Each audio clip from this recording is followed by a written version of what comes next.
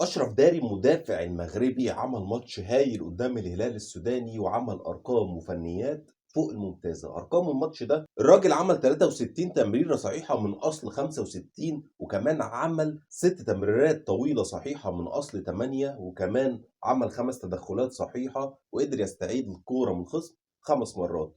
طب تيجي نشوف كده هل الكلام ده فعلا حقيقي ولا لا بالحالات، ونحلل تحركاته وازاي كان بيقطع الكورة بشكل صحيح.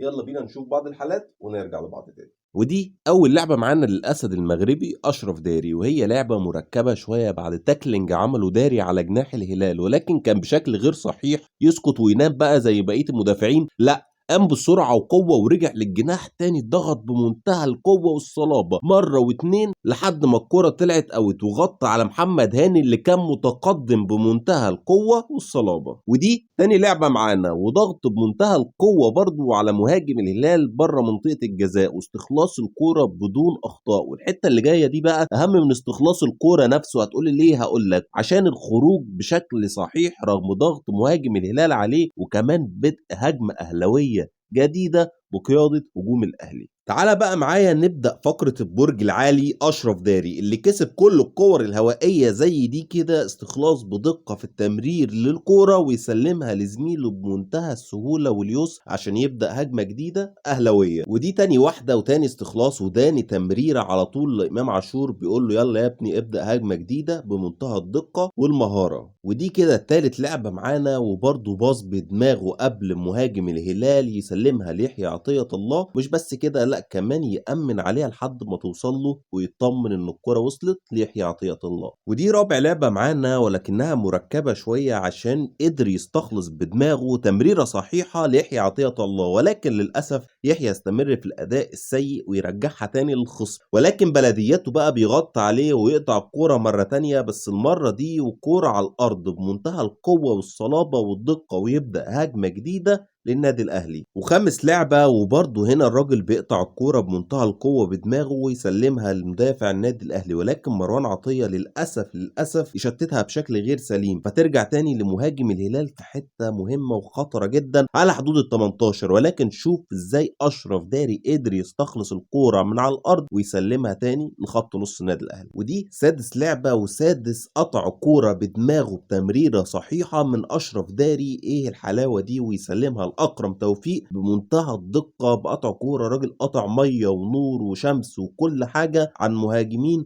الهلال السوداني زي ما انتم شايفين كده. وده سابع استخلاص معانا بدماغه. وشوف ازاي الارتقاء رغم ان مهاجمين الهلال طوال القامه ولكن محدش قدر ياكل ولا يشرب مع اشرف داري. اتمنى ان اشرف داري يستمر على نفس الاداء ده ونفس المستوى لانه لعيب كبير والاهلي هيستفاد منه كتير الفتره اللي جايه في ظل الازمات الدفاعيه الفتره الاخيره، ومدافع لسه سنه صغير 25 سنه بس. اداء جميل من اشرف داري واتمنى الاستمرار. ما تنساش الشير واللايك والسبسكرايب لقناه اليوتيوب. وبس كده، سلام.